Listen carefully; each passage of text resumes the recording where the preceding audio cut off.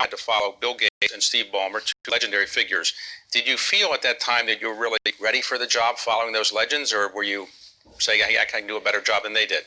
The best advice I got from both Bill and Steve, I think helped me a lot, because their clear message was, don't try to be like us. Don't even bother to sort of say, oh, I'm succeeding these people. Just be your own. In fact, I remember very distinctly, even during the interview process, this is for the board was conducting, they asked me, hey, do you want to be the CEO? And I said, only if you want me to be the CEO. And the feedback I got was, well, but people who want to be CEOs are like, I want to be CEO. I said, look, that's not me.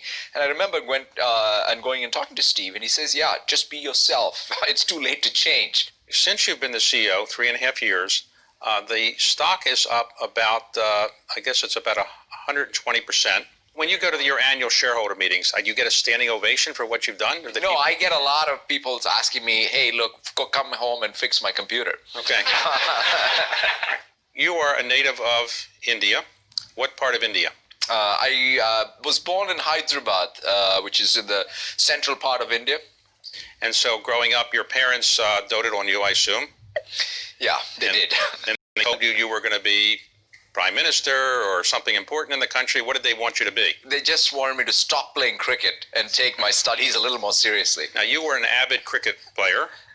Is that right? Yes, that is correct. I was in love with it, yeah. And when did you realize you weren't going to be a professional cricket player? Pretty soon. Quickly, I realized that at best, I would play, what is considered perhaps first-class cricket in India, but I was not going to go much further than that. But that's when my dad, in fact, I remember one of the big decisions that changed my life was, my entire outlook was so provincial when I look back at it, which is, hey, I want to stay in Hyderabad, maybe study economics and political science and work for a bank. That was about the extent of my ambition. And he looks at me and he says, what are you doing? You got to get out of this place. And so he pushed me out to get to an engineering school, and that pretty much, of course, defined the trajectory afterwards. Your father was a member of the senior civil service, which is an important position, I guess, in India. Is that right? Yeah, my dad was a very different guy than me in terms of, let me say, academic prowess. So it is always humorous, which you look at my report cards and he says, oh, I don't understand how anybody can have these kind of marks. But the nice thing about it was he would say it in such endearing ways that it never made me feel bad. You mean the marks weren't high enough or weren't? Not high enough. They weren't high enough. Because the guy had never met an exam he didn't ace, as he would say. Okay. And so he was like, it was astounding to me that he would have a son who couldn't ace an exam. Now, your father's still alive? Yes. And he must be very proud of what you've achieved. Not enough. So you went to college in India, and then you decided to get graduate school in the United States. So where did you go? I went to University of Wisconsin in Milwaukee for my computer. That's when I switched from electrical engineering to science. But when you're in India, University of Wisconsin, Milwaukee can't be that well known in India. So how did you happen to wind up there? I'd never been to western Bombay, quite frankly, and then I showed up in Milwaukee.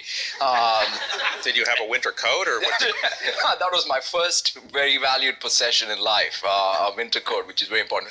Unfortunately, I picked up this bad habit of smoking in India in college. And the one nice thing about going to school in Milwaukee is if you're a smoker, you had to go out in the winter and smoke. And that one winter in Milwaukee cured me of my smoking habit. Wow, good.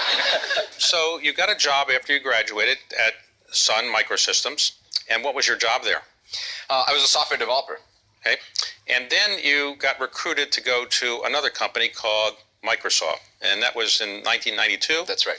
So, but you also had applied to go to the University of Chicago School of Business.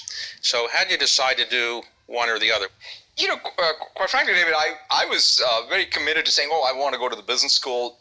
Maybe, who knows, maybe even go to Wall Street. That was sort of the highest calling of mankind, right? Says David Rubenstein. Right. And I thought, wow, maybe that's what I should do. And then somewhere along the lines, I started talking to people and I said, hey, why would you do that? You're in tech, and you should really come back. It's an amazing time because Windows NT, which eventually became our server business and what have you, was just starting out, and I subsequently went and did some combination of part-time and other courses and actually finished my MBA, which I find stunning. And So you were commuting, in other words, you were working, and then on weekends you're commuting to University of Chicago, and that must have taken a lot of energy.